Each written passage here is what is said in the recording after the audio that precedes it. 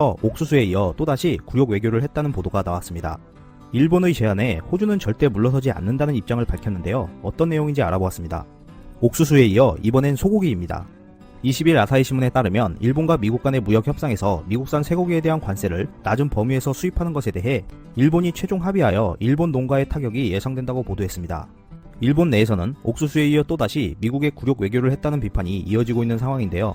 이번에 합의한 것은 환태평양 경제 동반자협정 회원국과 비슷한 수준으로 미국산 쇠고기 관세를 낮춘다는 것인데, 기존 38.5% 관세를 25.8%로 낮추고 만약 수입량이 전년 대비 17% 초과할 경우에도 세이프가드를 발동하지 않고 50% 관세가 아닌 38.5% 관세를 적용하기로 한 것입니다.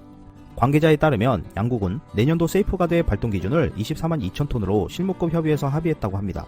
일본은 미국이 TPP 가입국에서 탈퇴하기 전 쇠고기 수입 범위를 61만 톤으로 정했었는데, 미국이 TPP를 자진 탈퇴한 후에도 61만 톤이 유지된 데다가 이 물량을 줄이는 재협상을 TPP 회원들과 하기도 전에 미국과 합의하여 24만 2천 톤이 추가되었고, 결과적으로 총 85만 2천 톤의 소고기가 일본으로 수입되게 된 것입니다. 이 때문에 일본 내 농가들이 난리가 난 상황인데요. 논란이 거세지자 자민당은 협상을 통해 TPP 회원국과 미국산 소고기 수입 한도량을 연계하겠다고 제안했었는데, 호주가 이를 즉각 거절하면서 자민당의 핵심 지지층인 농가들이 큰 위기를 맞게 됐습니다.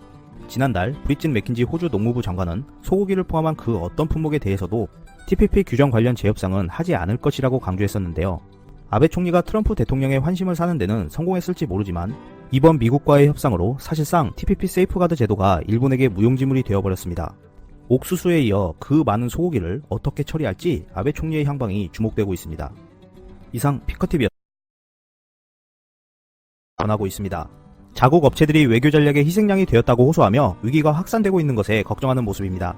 일본 정부가 우리나라 주요 수출 품목인 반도체를 정밀 타격하면서 강하게 압박을 가하는 모습을 보여줬습니다. 실제로 16일 관세청의 수출입 통계에 따르면 8월의 일본산 불화수소 수입량은 제로였습니다.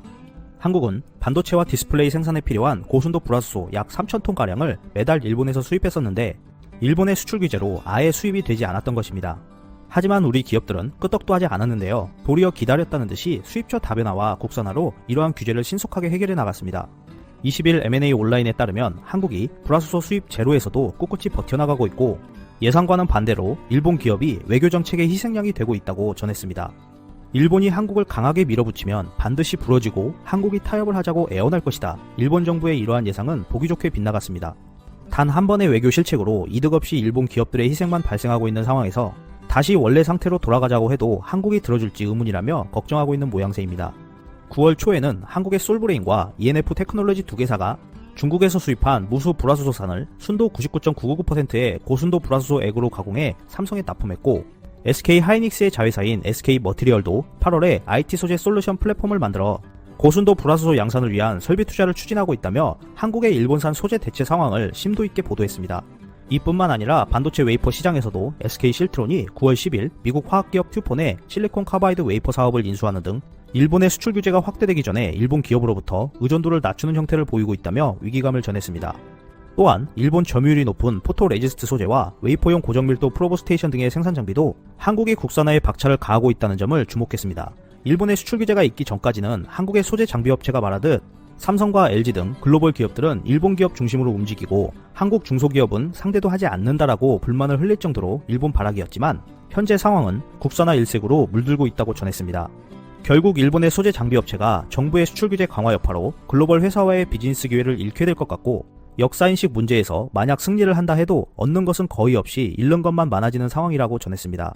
이번 수출 규제 강화로 일본 정부의 외교 실책이 일본 산업에 큰 후퇴를 초래할 것이라는 것을 부각시키면서 일본 반도체 및 디스플레이용 소재 장비 업체가 위기에 직면한 것이 다른 산업에도 확산될 수 있다는 것에 걱정하고 있습니다. 그토록 치밀하게 계획했다던 일본의 전략이 한국민의 저력에 속수무책으로 무너져가는 모습입니다.